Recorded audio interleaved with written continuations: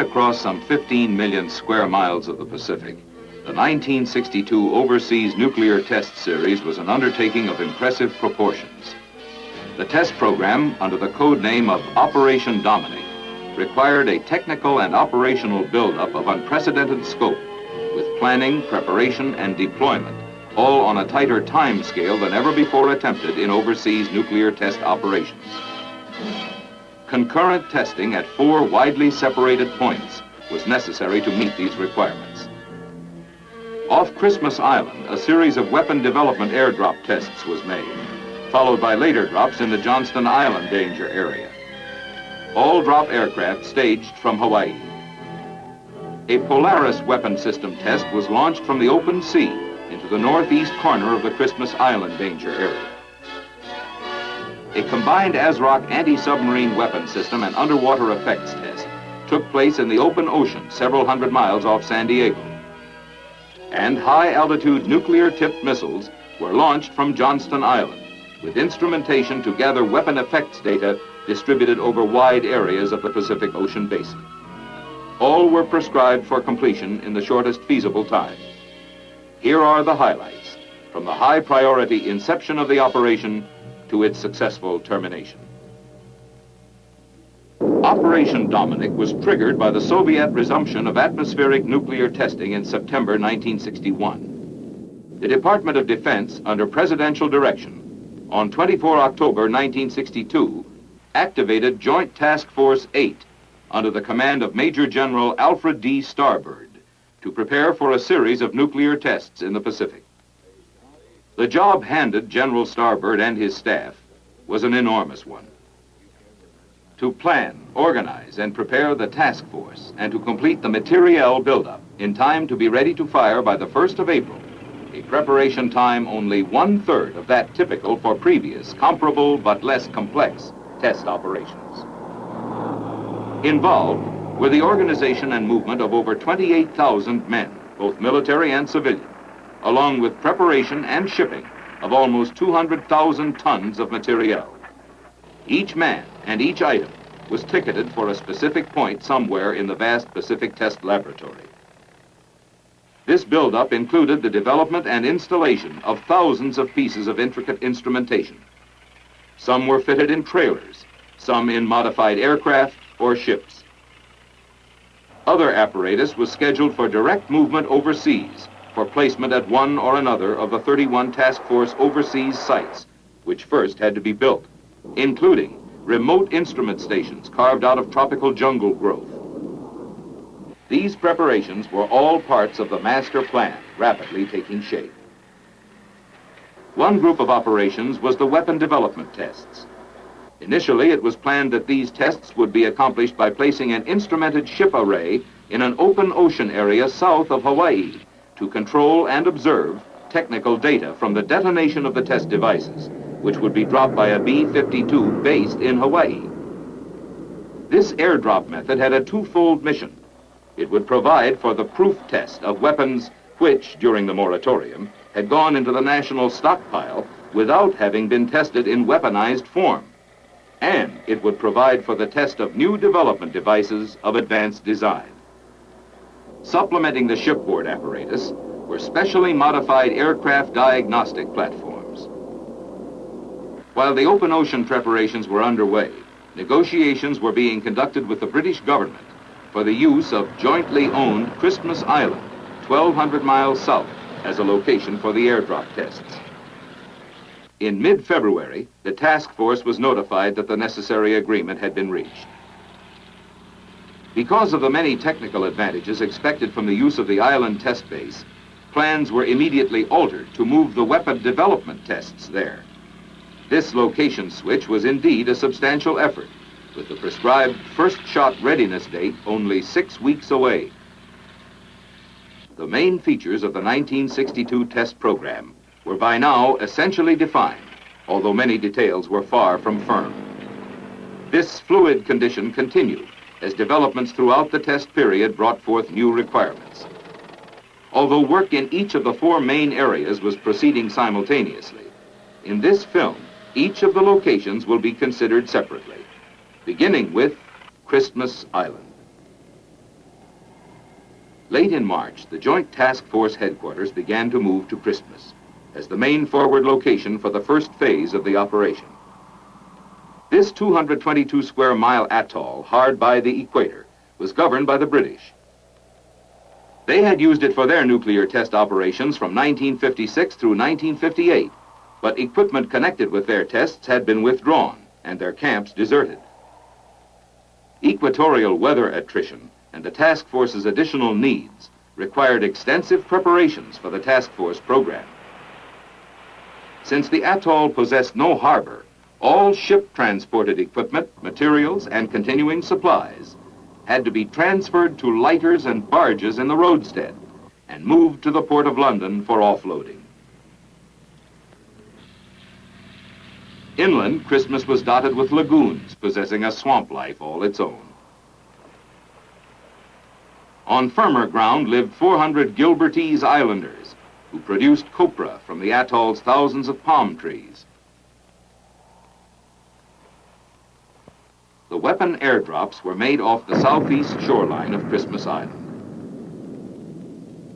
The air array was controlled from the Joint Operations Center, housing the command post, the Air Operations Center, and units associated with control of all drop and test elements.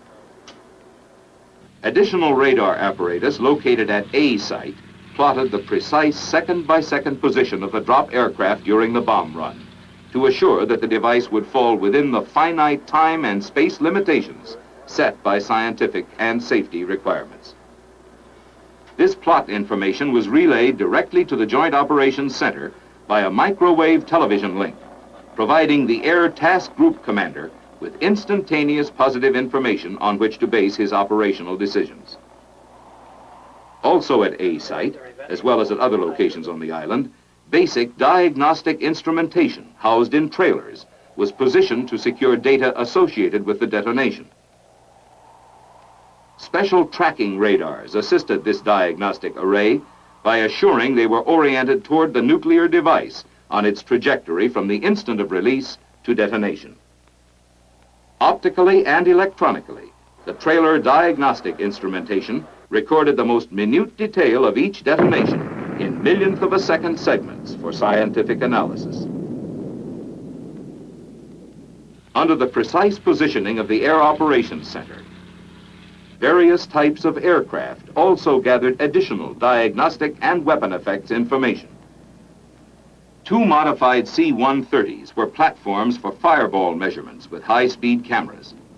They also carried other instrumentation to record data on internal device behavior. This technique, rudimentary at the start, was perfected to a high degree of effectiveness during the Christmas airdrops. Control aircraft backed up the Air Operations Center's positioning of the air array, along with checking out the feasibility of an all-airborne diagnostic concept. Other aircraft recorded thermal radiation, radar attenuation, and chorioretinal effects for eye damage studies.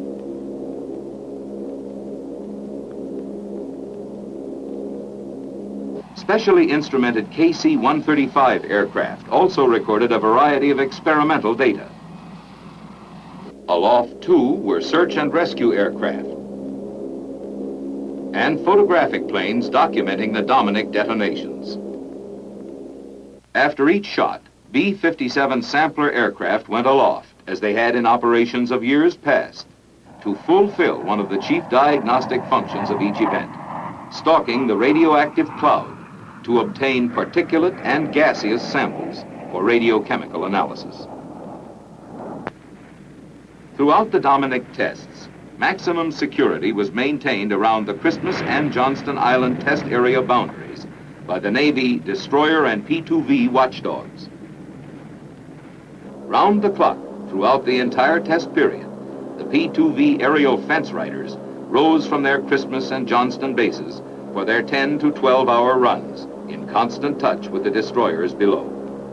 Daily, they greeted the Soviet instrumentation trawlers, which for 7 weeks lurked just beyond the danger zone periphery.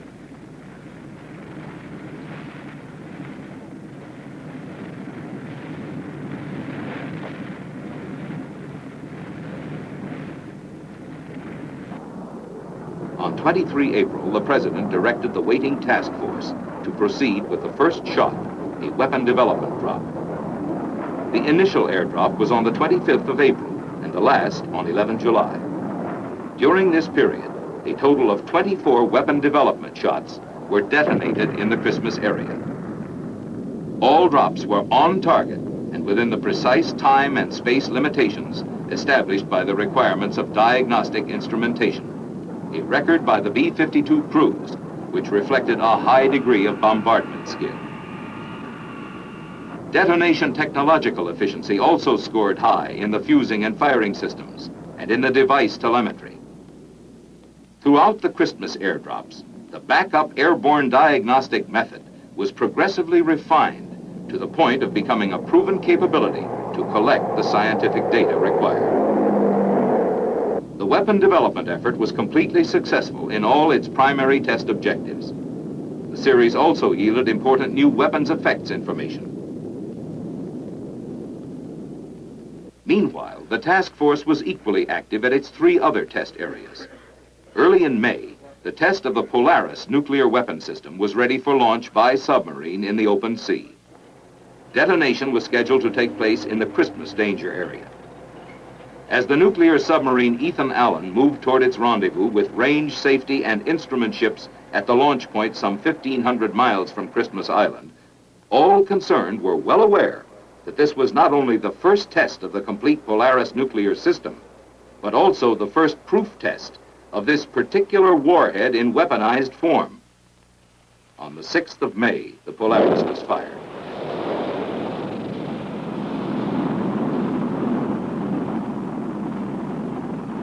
Two submarines near the burst area, together with orbiting Christmas-based aircraft, confirmed that the warhead detonated on target at expected yield. The first proof test of a United States ballistic missile nuclear warhead in its full re-entry environment was completely successful. Meanwhile, a group of task force ships several hundred miles off the Southern California coast were completing preparations for the ASROC event. This test had a dual purpose. It provided a system test for the nuclear ASROC anti-submarine weapon system and also a major underwater nuclear effects test using a heavily instrumented test array. 11 May. With test equipment ready, the destroyer Agerholm moved on station. Her regular crew selected an unmodified stock ASROC and lofted its nuclear warhead toward a target centered in the test array. The entire operation was successful, with both the operational and effects test objectives achieved.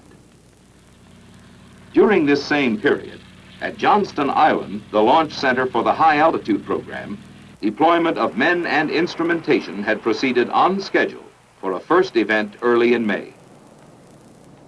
The purpose of the high altitude tests was to gather a wide range of effects data bearing on both the offensive and defensive aspects of nuclear attack upon incoming ballistic missiles, including warhead kill mechanisms and electromagnetic blackout effects on both radar and communications. On mile-long Johnston Island's limited acreage, crowded around and between the runway and ramp areas, were the missile launch complex and a line of more than 30 instrument rocket launchers, together with the many other necessary testing and support facilities. World War II bomb shelters were utilized for housing the command post of the Joint Task Force and other stations manned during the launch events, including those of the Scientific Readiness Team and Launch Control Units. This radar dish, scanning the sky for electromagnetic effects data, is representative of the test equipment set up and operated by the scores of technical projects. The launch vehicle groomed to carry the nuclear warheads to test detonation altitudes was the Thor missile. In the early plans, it was scheduled to do the job for 2 and possibly 3 nighttime bursts at various altitudes above the Earth's atmosphere. For these tests, the Thor was modified to carry 3 scientific instrumentation pods to obtain key data in close proximity to the burst. Each pod was ejected from the launch vehicle at a predetermined position along the missile's trajectory. The Pacific Missile Range ship moored at Johnston tracked the missile in flight for range safety purposes. Other tracking units followed the rocket instrumentation and scientific pods and determined their accurate positions relative to the detonation. Positioned at various distances from Johnston Island were 9 test ships, including the downrange anti-missile measurements program ship American Mariner, on loan from the Atlantic Missile Range. Pod recovery and surveillance ships were also on station, along with an aircraft carrier, whose marine helicopters evacuated from the island all personnel non-essential to the actual operation during each event. But Johnston Island itself was only the hub of an extensive network of land, ship, and aircraft instrument stations radiating in all directions, deep into both northern and southern hemispheres of the Pacific. Between the northern arc of Okinawa, Adak, Fairbanks, and Palo Alto, and the Polynesian islands of Tonga Tapu and Rarotonga, far south of the equator in Johnston Island's southern magnetic conjugate area, the roll call of islands hosting effects instrument stations evokes images both geographical and logistical, especially the latter, for over 200 ground instrument stations were prepared, installed, and manned.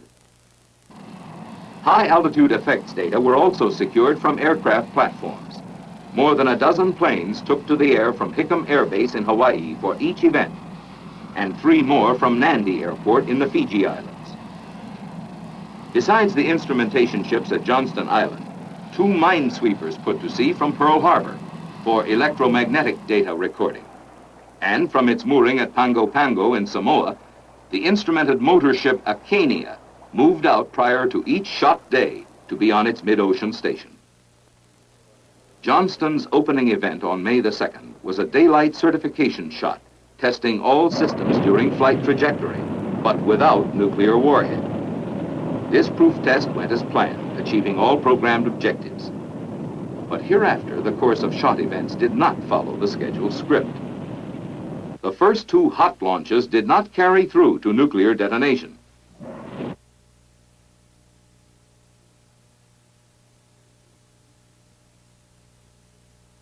Neither of the failures was caused by the missile or warhead. On 8 July, the 3rd nuclear launch, another try for the very high-altitude Starfish event, was flawless, including the performance of the many auxiliary instrumentation rockets sent into selected trajectories about the burst region.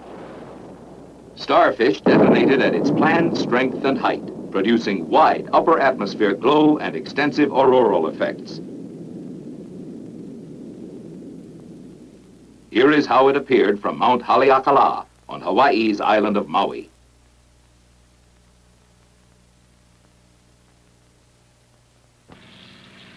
Recovery of the instrumentation pods ejected from the Starfish missile involved pre-dawn ship, patrol plane, and helicopter convergence in the splash area, drawn by radio signals, flashing lights, and green dye.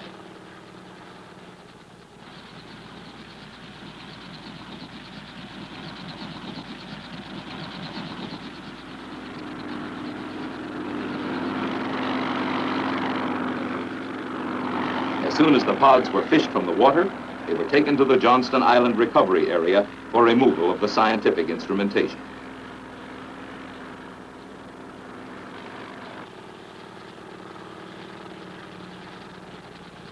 The second bluegill attempt was made on 25 July, but a one-of-a-kind missile misadventure caused by a sticking fuel valve destroyed the Thor and its warhead on the pad. The pad itself suffered extensive damage, including long-life radioactive contamination.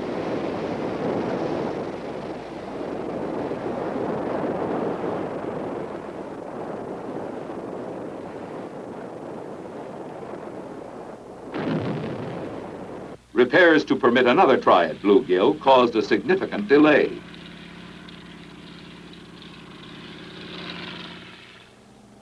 Additional construction on Johnston Island during this interim, as well as the scheduling of more shots, reflected the value attached to the testing being carried out on Operation Dominic.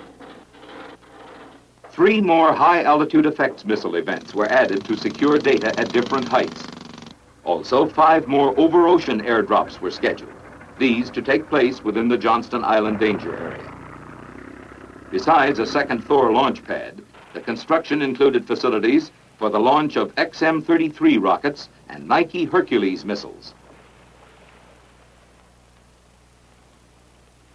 The U.S. Army deployed a missile battery to provide launch support for the Nike Hercules missiles, which were scheduled both as nuclear warhead and instrumentation vehicles. On 15 October, high-altitude testing was resumed, resulting in another failure of a bluegill attempt, this time due to internal missile guidance malfunction. It was the last such disappointment. All remaining launches culminated in detonation at their planned altitudes. First came Checkmate, boosted to altitude by a Sargent-engined XM-33 rocket.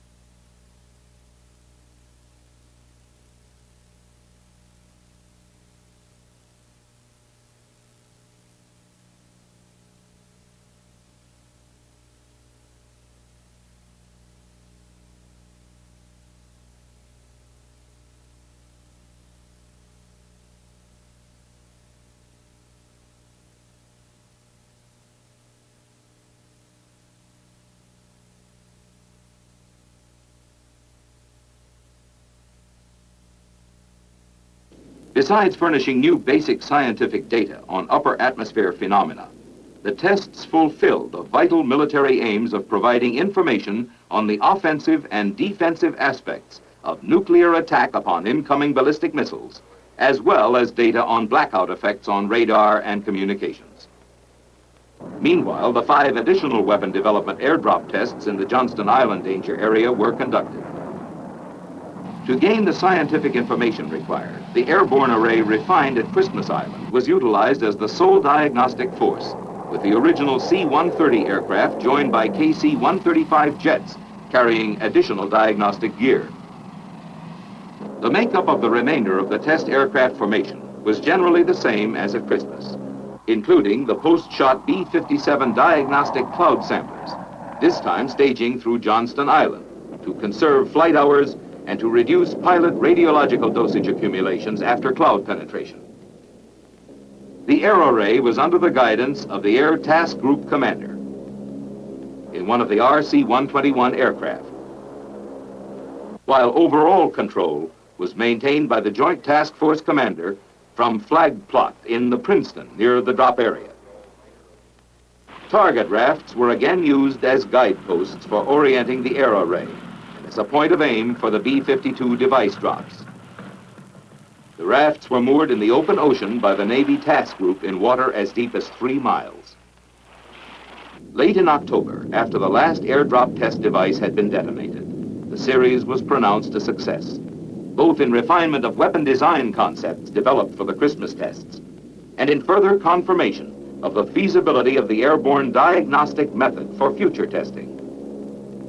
With Operation Dominic completed and the test apparatus roll-up underway, the time had come to evaluate the far-flung operation and its scientific results.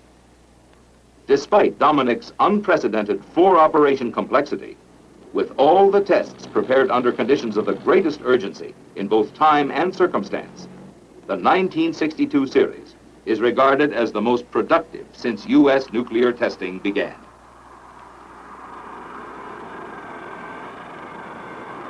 The analysis and correlation of Operation Dominic's wealth of test data will continue for some time. Nevertheless, the Atomic Energy Commission and the Department of Defense already have been enriched with vital inputs, both in new areas explored and information gaps plugged.